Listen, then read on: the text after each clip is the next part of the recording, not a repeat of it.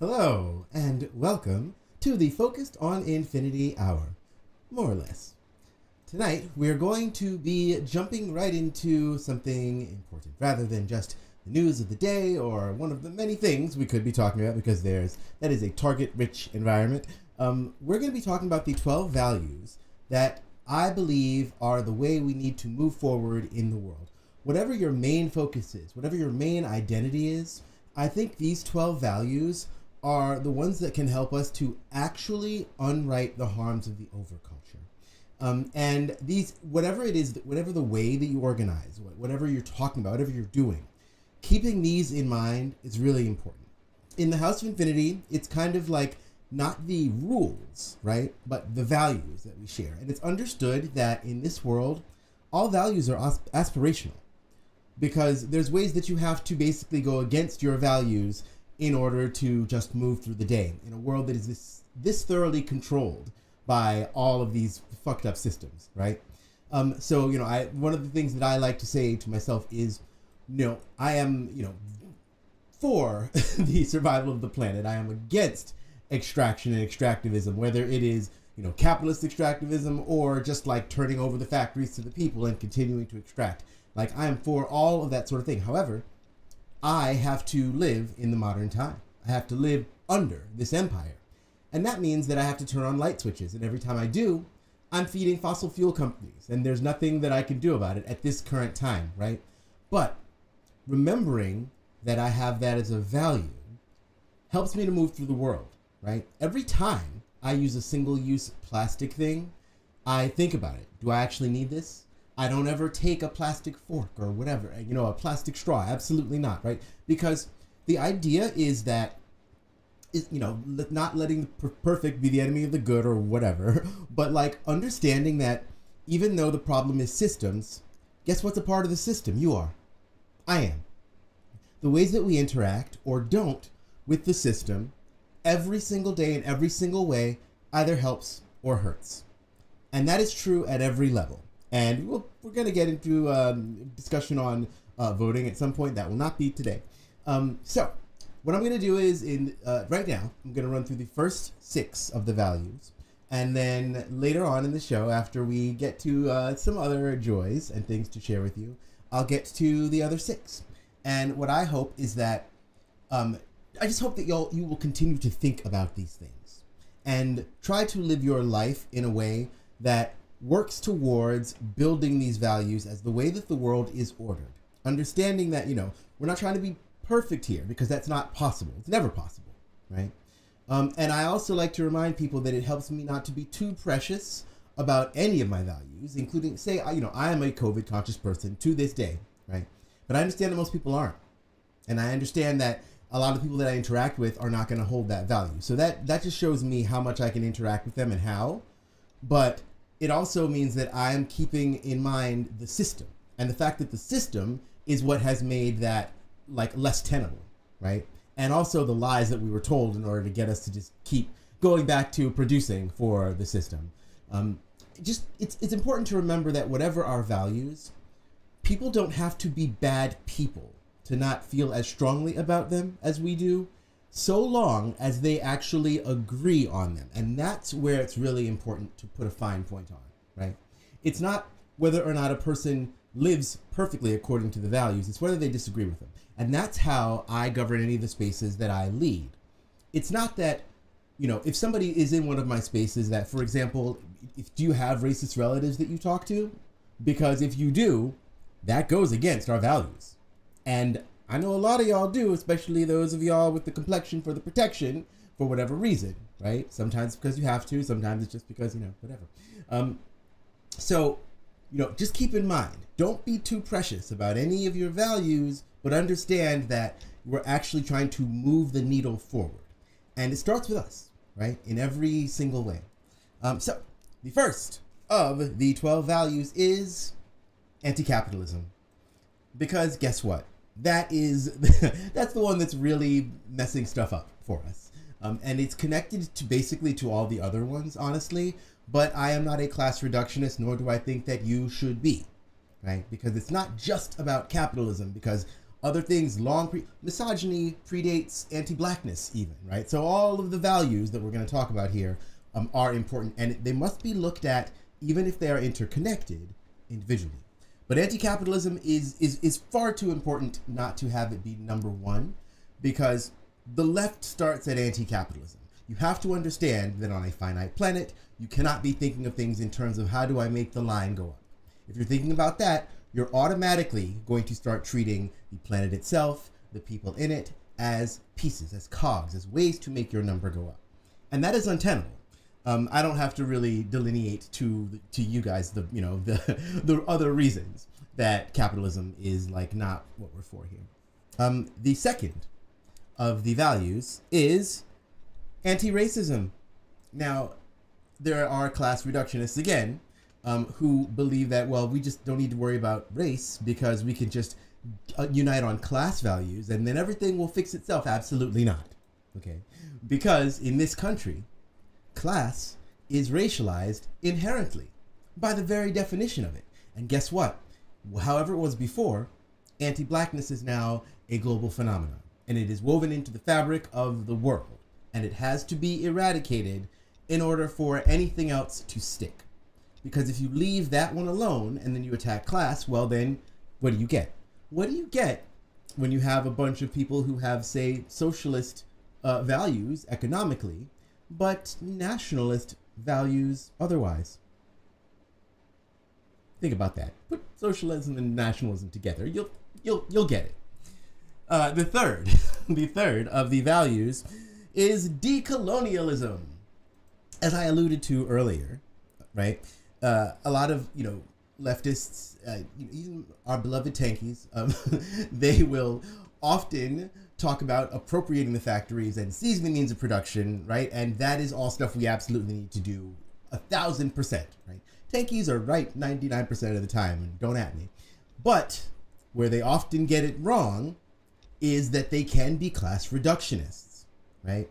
And in that, you forget about indigenous leadership. You forget about the fact that, okay, well, we take the factories, we seize the means of production on whose land, right? With what production? How are things being produced, right? Are we still destroying the planet, right? Or what are we doing? Right? How are we actually living in connection to the planet that we live on and to the people who stewarded it for thousands of years before, the age of the Industrial Revolution started ruining it all, right? And don't let anybody mess with you about the fact that the Industrial Revolution wasn't, what humanity needed to move forward. Just the thing that happened. And yes, there are some wonderful things about that, sure. But there are cities on Turtle Island that predate basically every European country, right? They were working, living, trading. They were doing all of these things all across Turtle Island, right? Through different tribes, through different cultures. And they were doing it in a way that not only didn't extract from the land, but also worked in connection with it, right? These things which looked like these beautiful wild forests or whatever, no, they weren't wild. They were lovingly stewarded by people who loved the land without decolonialism. Decolonialism is tied into me, it is the real way to be an environmentalist. Being a green environmentalist is just being a capitalist with extra steps. The next of our values is anti-imperialism. War is the great evil, right? As it is often joked, the reason that we are attacking Iran is because, well, it looks like they put their oil right in between all of our military bases. Who would do such a thing? That's so weird, right? Why would they put their oil there right where we want it? It's ridiculous to think that the adventurism and the global control is something that is actually for the benefit of the people of this country, right? And don't get me wrong, we do still, as Americans, receive a lot of benefits just by being here instead of somewhere else. And a person with no money here lives often a better standard of life in many ways than a person with money in a lot of other countries, and that's because we've been extracting from them all. Right? Think about why so many different countries in the world speak Spanish. Why are they speaking English so much in India, right? Imperialism is when you take people and you go elsewhere and enforce your way of life on them in order to extract from them in the end. And literally the great evil. There is nothing worse than war, because war destroys not only lives, right? It is not only a capitalist venture taken to its, there is no better one-use item if you're a capitalist than a bullet or a bomb. They have to be built continuously. You have to have an endless supply of them, and you can only use them once. And guess what? You destroy something that will then need to be rebuilt. Or maybe you'll kill someone, and then you'll have to pay for funeral services and all that stuff. It always creates, essentially, more money for the Epstein class at the cost of lives, of health. And also, I want y'all to just think about what a tremendous tragedy it is. Just how many ancient sites, how much architecture, how much art has been lost in everything that's going on in the Swana region just in the past few years, right? Think about how old those cultures and civilizations are. Gone, And they're using these things called thermobaric bombs. In a book that I am writing very slowly, the thermobaric bombs are one of the things that is used because in some ways, nuclear weaponry is what we're really terrified of.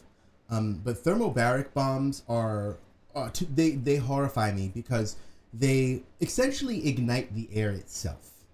It makes things so hot that it vaporizes things. Just vaporizes them. It's really, really, look them up. The next of our values is intersectional and decolonial feminism. As I said earlier, misogyny predates anti-blackness. It predates capitalism. There is so much misogyny woven into the way that societies are put together that it absolutely has to be unwound, right? And there has to be a rematriarchy, some, you know what I mean. There has to be a restoration of the feminine to power in this world, right? And that's not for what people are afraid of. It's not saying that all of a sudden women and femmes are placed above anyone. No, it's restoring everything. It's restoration, right? It's a union. And also, it is literally giving women and femmes their flowers for having created at least half the world, if not more, right? Like, we really, it's just so wild to me.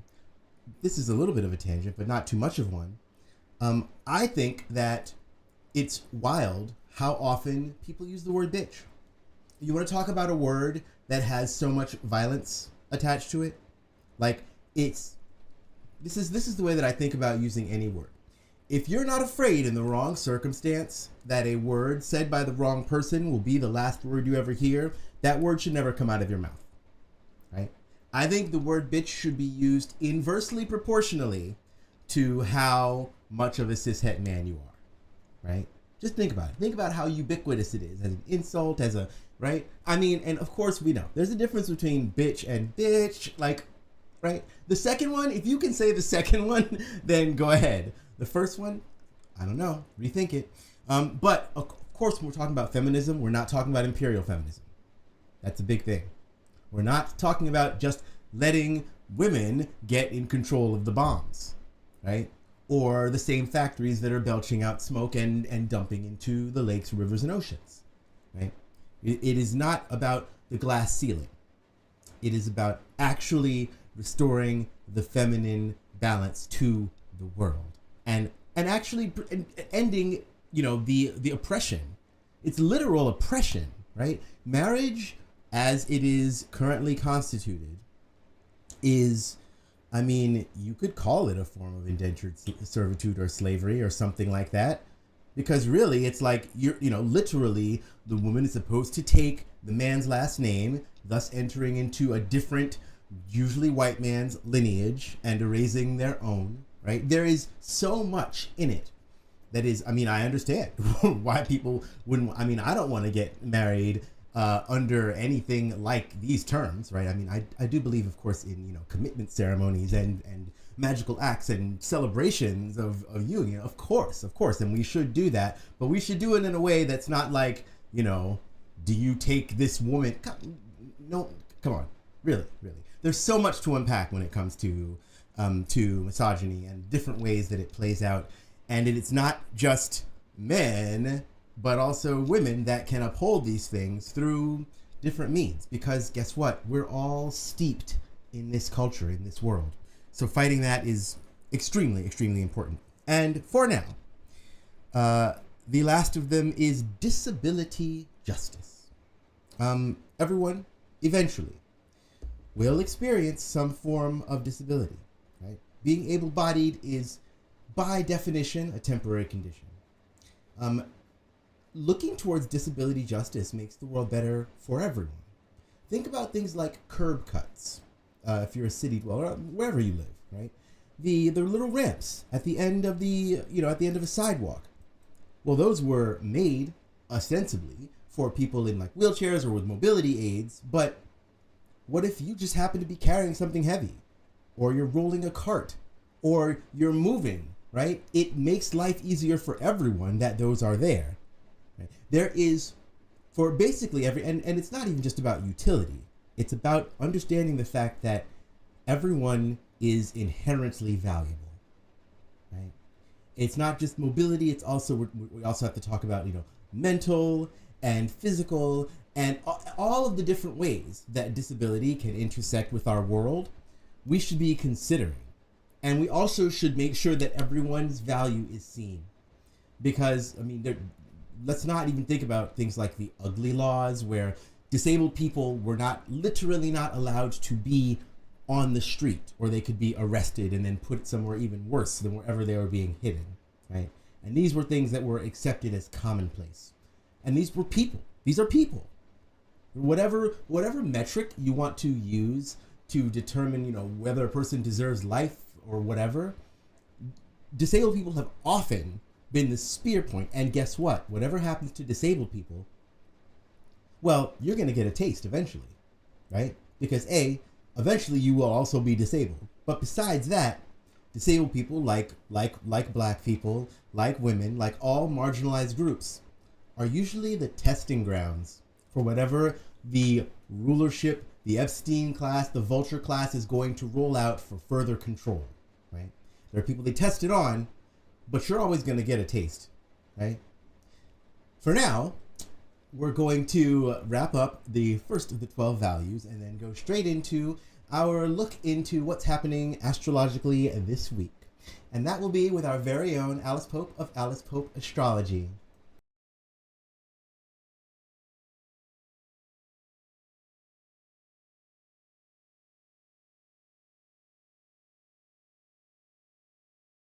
Folks, we are in the last full week of Taurus season with a refreshing Taurus new moon ahead of us this weekend. Other than that, we're about to see a lot of mentally stimulating Mercury activity as we start transitioning toward Gemini season. So this week is sort of a bridge between steady Taurus energy and that fresh adaptability of Gemini and Mercury. We also have some Chiron transits on the docket this week, which bring a bit more sensitivity, but also opportunities for healing. So let's get into it. We're starting off this week rather quietly today on Monday, May 11th, with the moon in Pisces and no major transits to report. Tomorrow, Tuesday, May 12th, the moon will start a new lap around the zodiac as it moves into bold, brave Aries. And then we just might have a bit of good news coming our way in the late evening or very early Wednesday morning for those of y'all on the East Coast. And this is because Mercury will form a sextile to Jupiter from 20 degrees of Taurus to 20 degrees of Cancer. This transit can help to expand our minds, stimulate our curiosity, and amplify our voices. It can help us to perceive more expansively, to learn and communicate a bit more easily, and to stay informed about the big picture of things. This is a good day for working with language in any capacity, for learning new things, and also for making platonic connections with neighbors, community members, friends, etc. So thank you in advance, Mercury-Jupiter sextile, for bringing us a bit more mental ease and opportunity on and around Tuesday.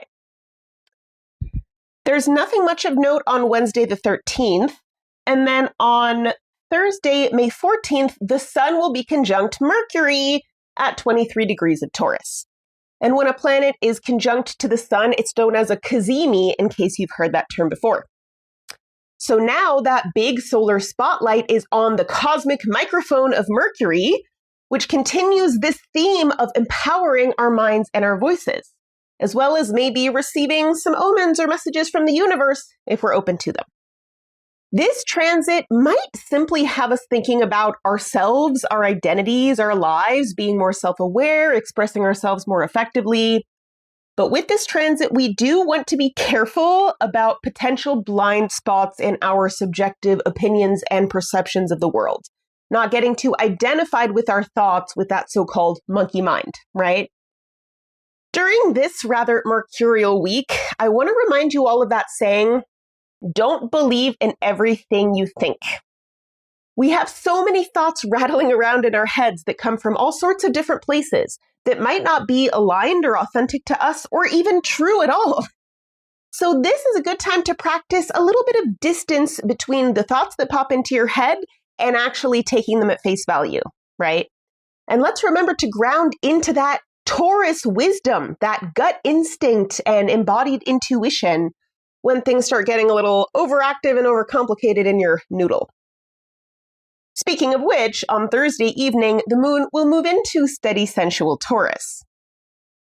Then Friday the 15th is another relatively quiet day in the skies, but the weekend is when things are really happening.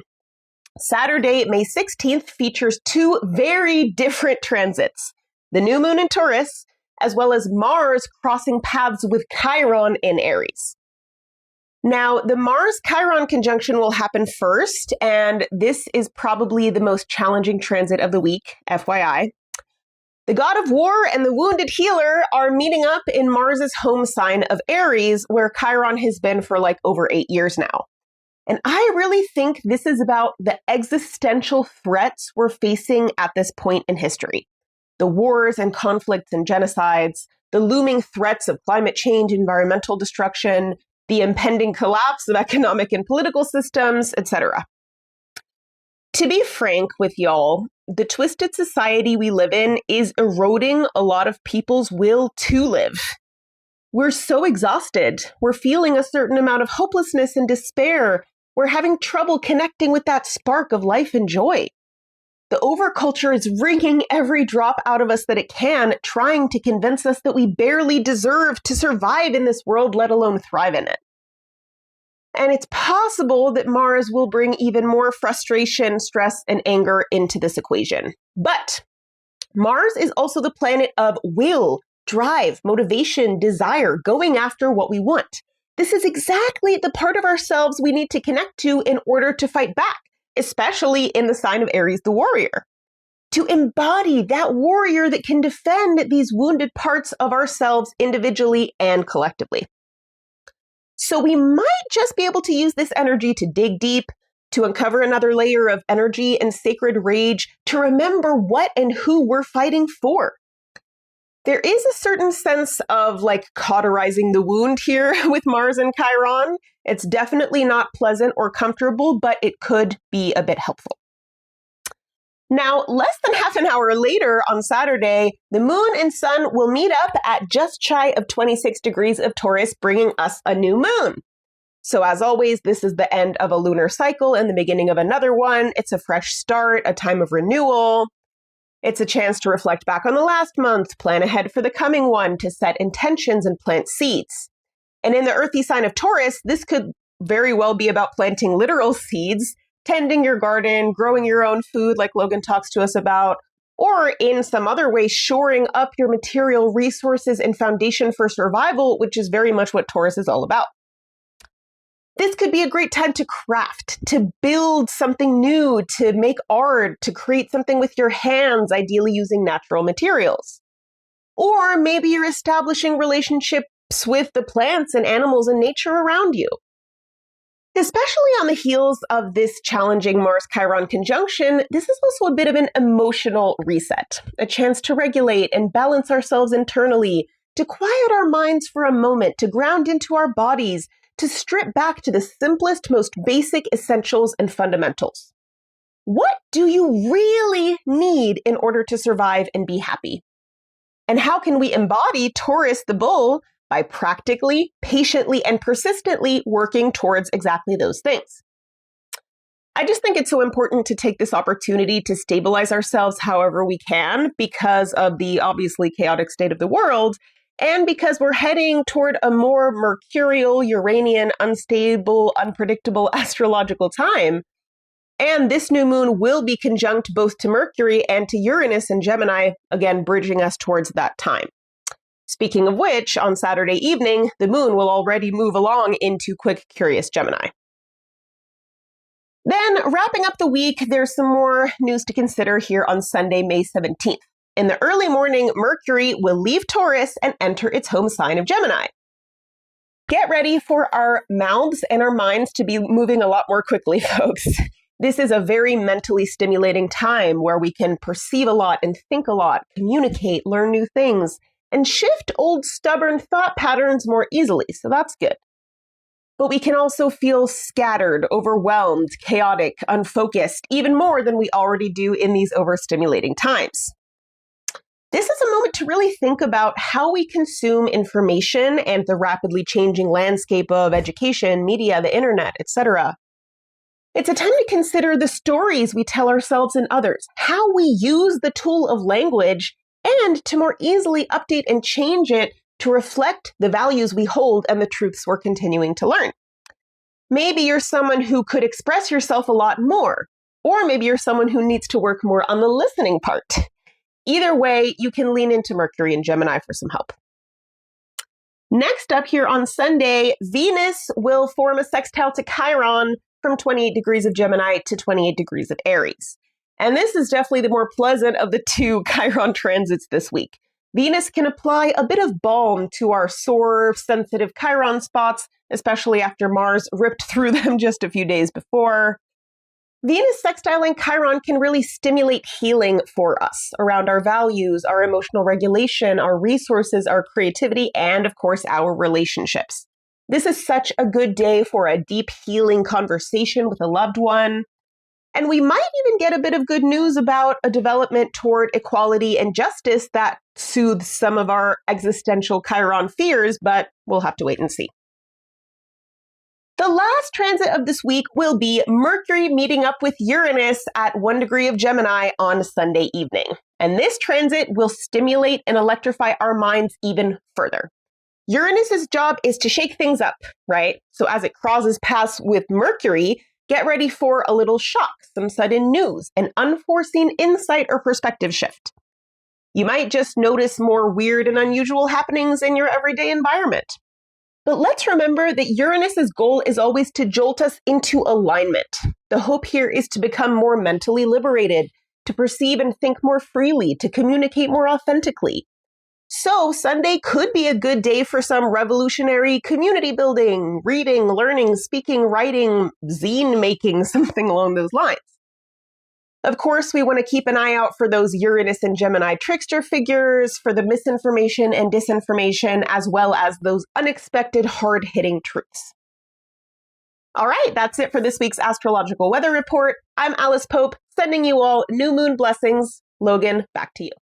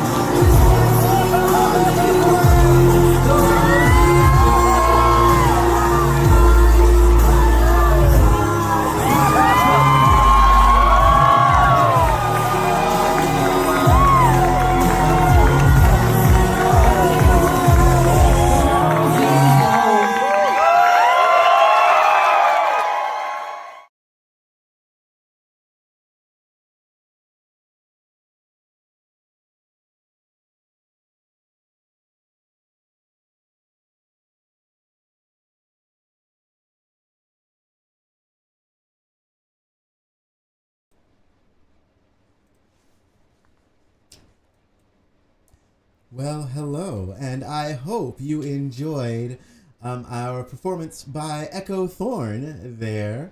I don't know how one could possibly get ready for watching his performance. The number of things that he could do with his body and swords and like all at the same time, it is death-defying. Okay, I mean, Echo Thorn is a danger artist, and I think there is no other way to describe what they do. And really, seriously, follow them wherever they appear. Echo Thorn Sideshow, at Echo Thorn Sideshow, I believe is their Instagram. Yeah, follow them, and if you get a chance, they are a regular performer at Coney Island Sideshow. So you can go see them live, usually throughout most of the summer season. I think until like August, like June, July, you can go and see them there. Or one of the many shows they perform at House of Yes and other places around New York City. And they also sometimes go on tour nationally. Anyway, what is it time for? You know. It is time for Lara Listens, our weekly delve into my vinyl collection. Because why? Because you have to have physical media, okay? Things are changing rapidly, let's just say.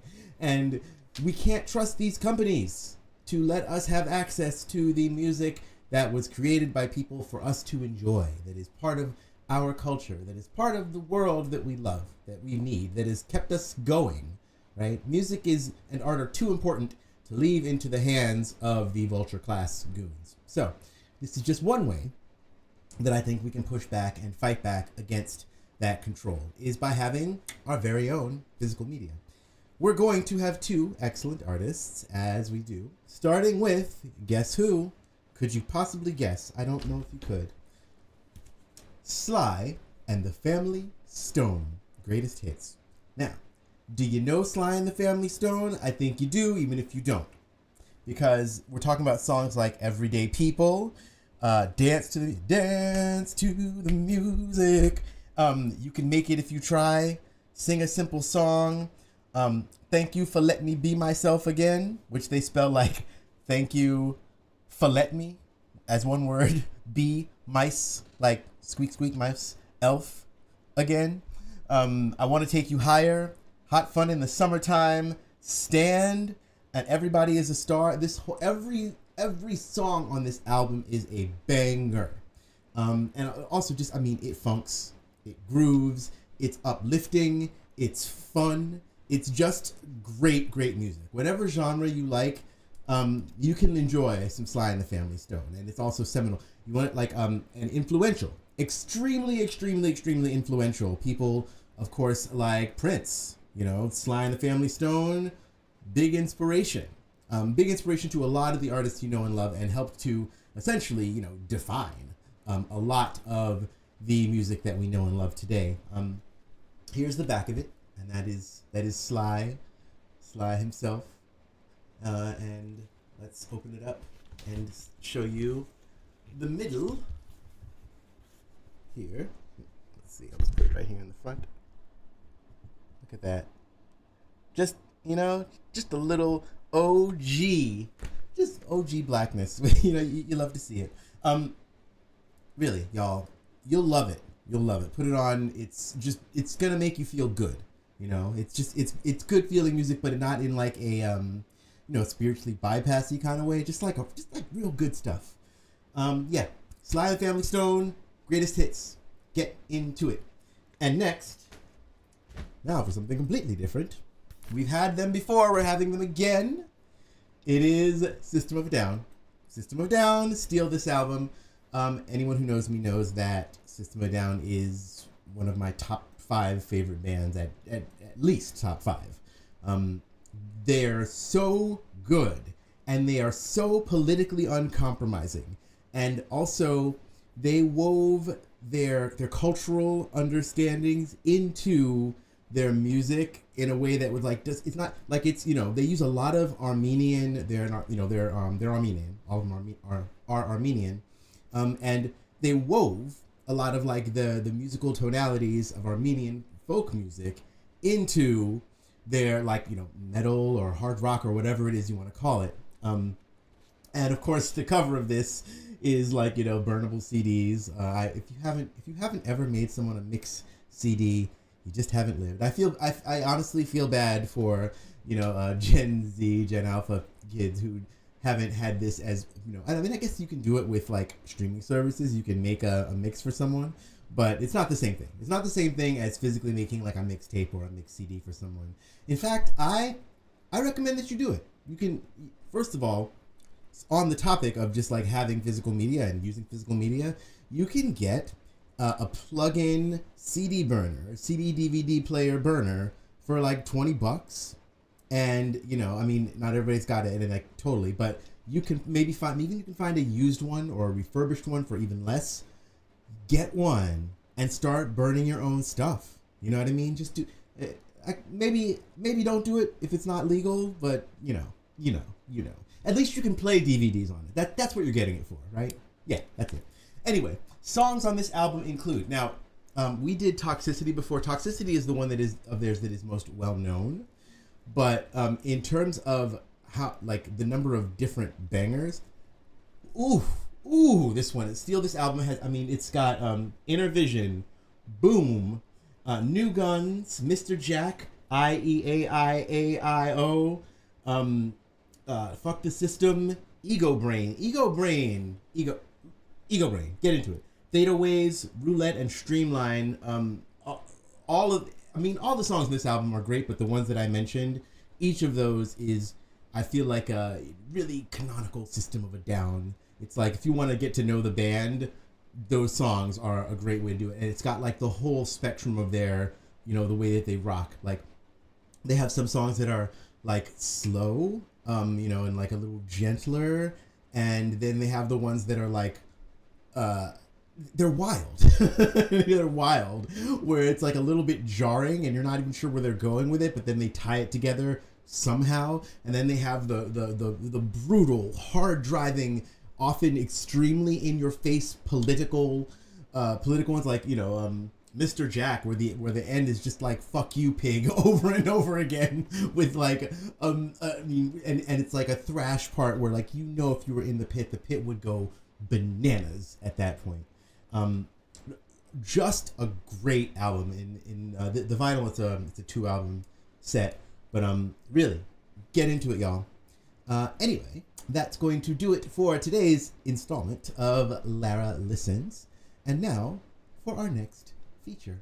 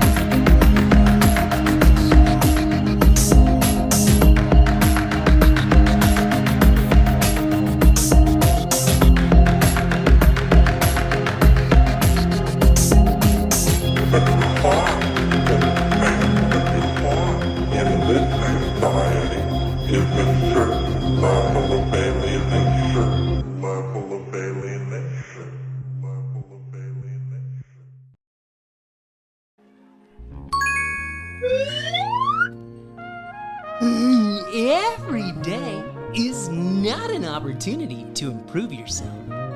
Some days are just there for you to accept yourself and look at the clouds. This too is growth. This too is rising.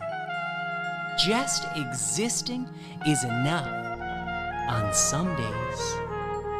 The flowers do it every day and make the world more beautiful just by being here. And so do you.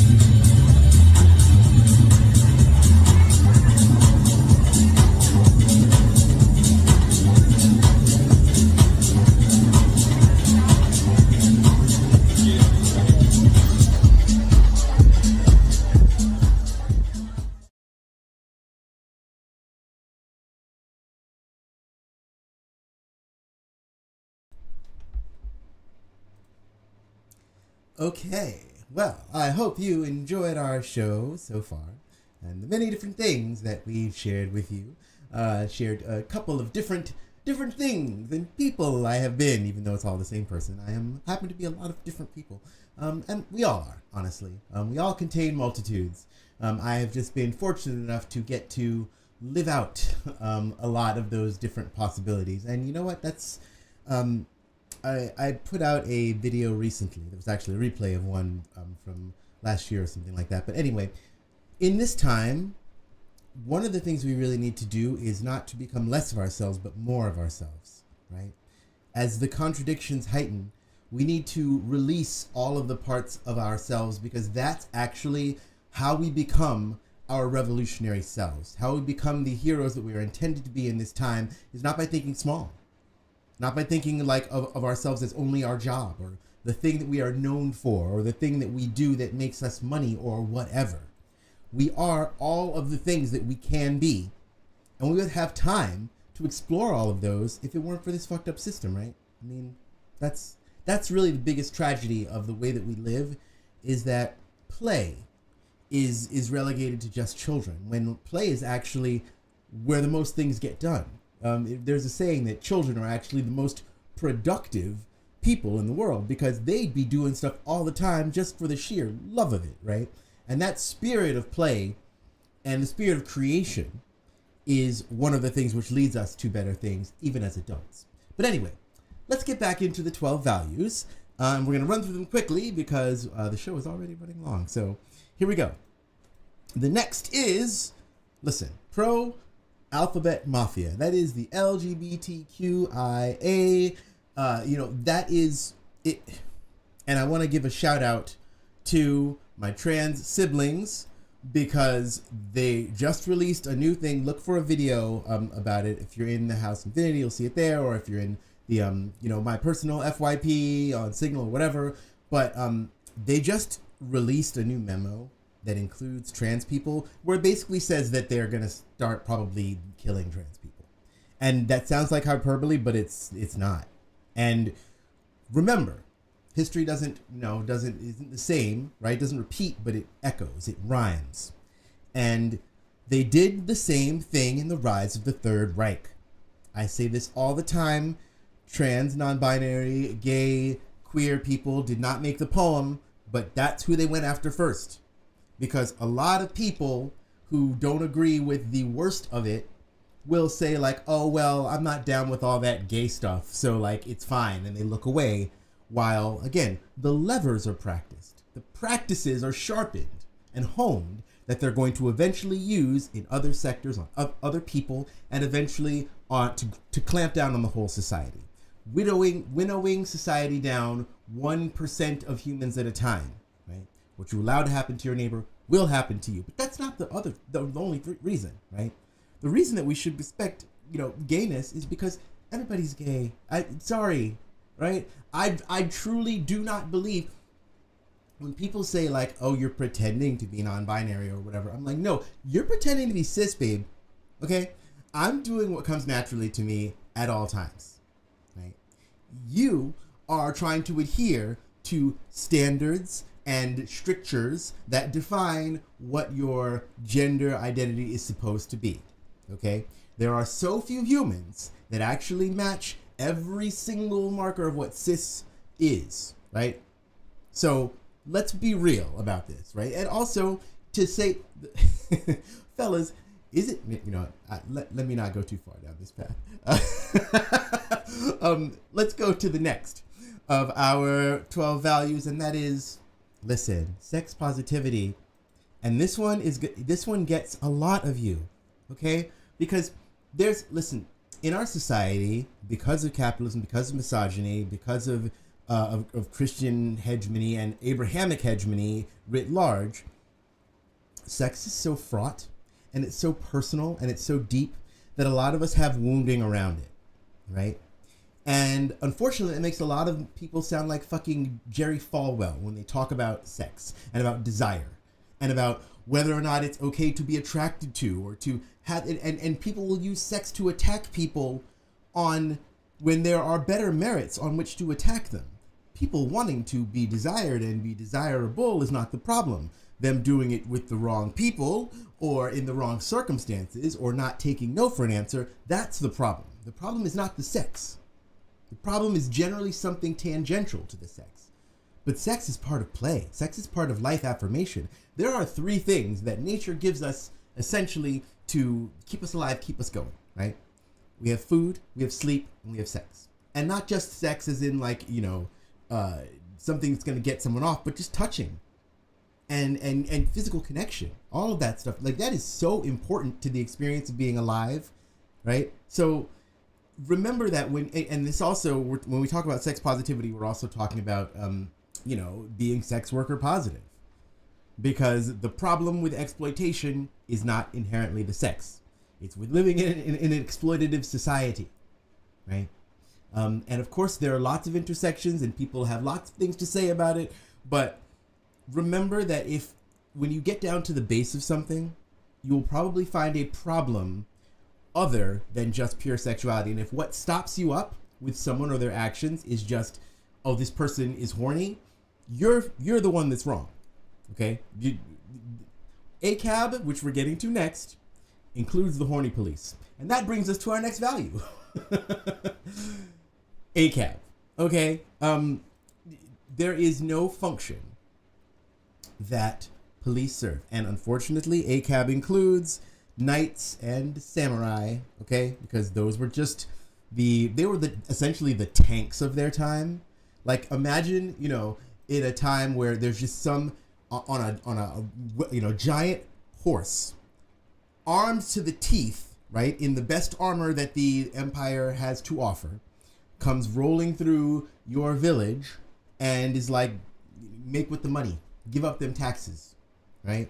Because though the mythology of like knights and samurais and whatever is like great, it's like, no, they were just cops. Largely, they were just cops, or they were just soldiers, And in America, the function of police, by law, okay, they've won court case after court case about this. They don't have any mandate to protect us. They simply do not. That's not their job. Their job is to protect capital. Their job is to enforce the law. And enforce the law on who? On us. And think about it at base. It's not possible to stop crime because it's not crime until it happens. Right? And what is the closure rate on a lot of crimes of them being solved? It's real small, y'all. It's real small, right? Really small, like infinitesimally small. They're just there to observe, report, make ruckus, and guess what? Prevent rebellion, prevent revolution, prevent uprising, prevent the people from doing what we need to do to get free from a really tiny minority of humans who hire them to stand in between them and us. Clash trader ass motherfuckers. It's ACAB all day. And that also includes Team America, World Police, the military, because they're just doing what the cops do here, over there, right? The next of our values, listen, we are not atheists here, okay? Now, we don't believe in the Abrahamic religions, and I believe that we all have a lot of healing to do from the Abrahamic religions, because it is one of the ways that misogyny and top-down control is most stringently enforced, right? But we believe in spirit, in connection. We believe in the unseen. We believe in the connections that we don't have words for cognitively. We believe in working with the cycles of life. One of the reasons that we have an astrological weather report on this show, right? We are not making affirmative claims as to why the planets may have some effect on human behavior. But you can observe them, right? And that's part of decolonialized spiritual practice, in my opinion, is understanding that it's really possible to be unscientific about things that we don't consider to be science, right? Astrology's been around for thousands of years. You can literally do charts and stuff yourself, and you will watch trends emerge. It's observable, right? Similarly with magic and with connecting with and communing with spirit. I do ritual 4 or 5 times a day, right? Including before every meal, upon wakening, before going, because I want to be in close connection with all of the sources of life, those which I understand cognitively and those which I do not. I want to honor, as people before us, for the entire history of humankind, I want to give thanks to the sun and to the earth itself and to the water and to the wind that gives life to us, that makes everything possible. So getting a little bit of spirituality into your existence, I strongly believe, is one of the values we should uphold, and not in any particular way, right? Decolonized. Because the kind of Christianity that we have, especially, I say this all the time about black folks, like, we have a kind of Christianity that was used to enslave us. I don't want it. I do not want it. I do not want your slave god. Sorry. And the misogyny that runs all up and through all Abrahamic religions, they argue about this or that or the other thing, but like Father Abraham and many sons, we're still talking about a bunch of misogynistic bullshit with a bunch of rules for women and femmes and not for everybody else. Also, let's keep in mind that the Bible never said anything about gay or trans people, right? That was a translation that was changed in like the 40s to mean what they wanted it to mean. But that's not what the Bible ever said, okay? Just please. Also, the King James Bible. Why is the Bible have the name of some king on it and y'all think that's valid? Like, hello? Anyway, the next of our 12 values, COVID and pandemic consciousness. Now, listen, I'm going to lose a lot of people with this one. And I'm going to lose people on both sides with what I'm about to say next. If you don't mask, you can still be my comrade. I won't invite you to my house. You will not get to share my unmasked air. But I understand that a lot of you live in houses where everybody doesn't mask, so it's like diminishing returns. Where you have a job where you can't. There's some condition of living under the system, which makes it so that basically living a lifestyle in accordance to what we really should be doing isn't really possible. I'm not talking about people who just don't give a shit, right? People who have just forgotten about it. But I'm talking about people who actually, have it as a value, right? Who wish they could. And also, listen, anybody, even if you just wear a mask on public transportation or while traveling, I'm not going to be the one to tell you that's not good enough. I'm not going to be the one to say to you that wearing a surgical mask isn't good enough. Because guess what? Actually, surgical masks are not bad. They're just not 90%.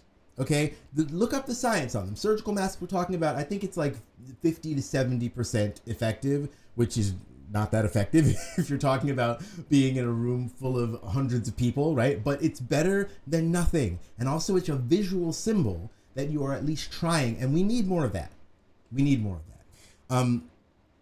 But it's not just about C19. It's also about whatever else is to come next. It's about public health, y'all. Salis populi suprema lex. The health of the public is the highest law. If we can't protect each other at a base level, just like, oh, you know what, I'm feeling ill, I don't want the next person to get that.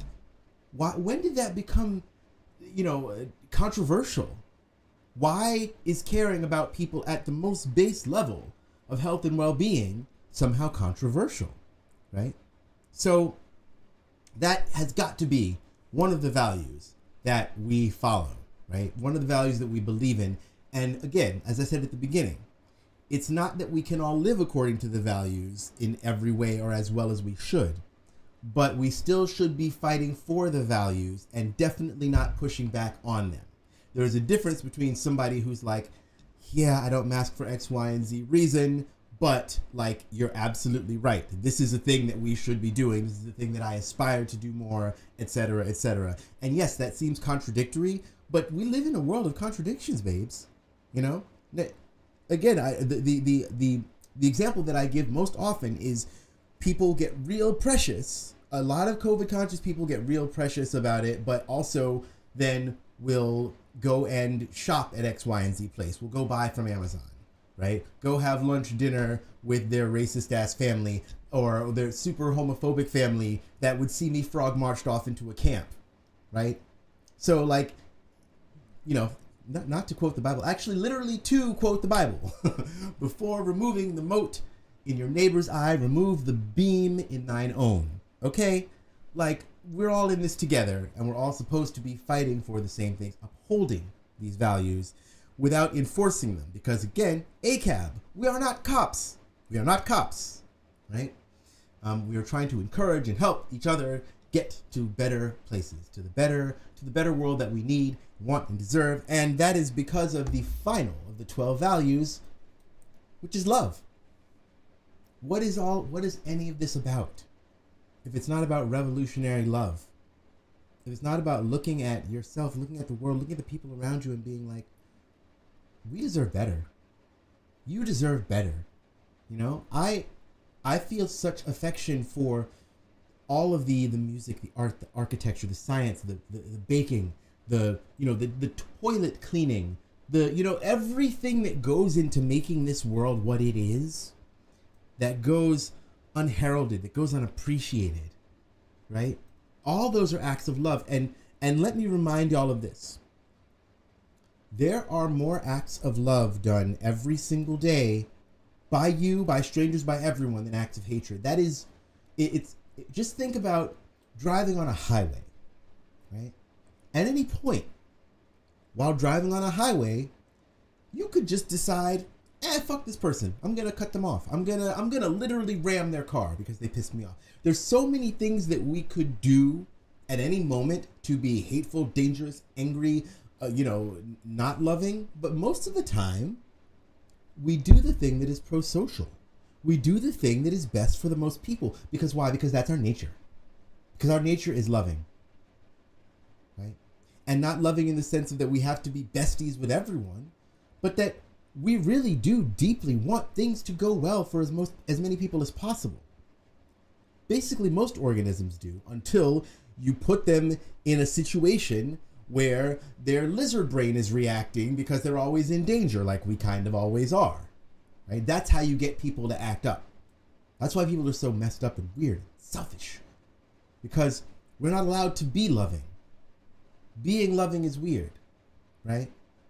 And those are the 12 values that I think we should be trying to uphold in everything we do, in all the organizing. These are the 12 values that I think, if combined, whatever you call the economic or political or governmental, whatever system it is that is built, if those 12 values are upheld in its building, I think we will get a world that heals, not just fixes and moves on, but literally heals all the harms that we've dealt with living under this particular overculture, right?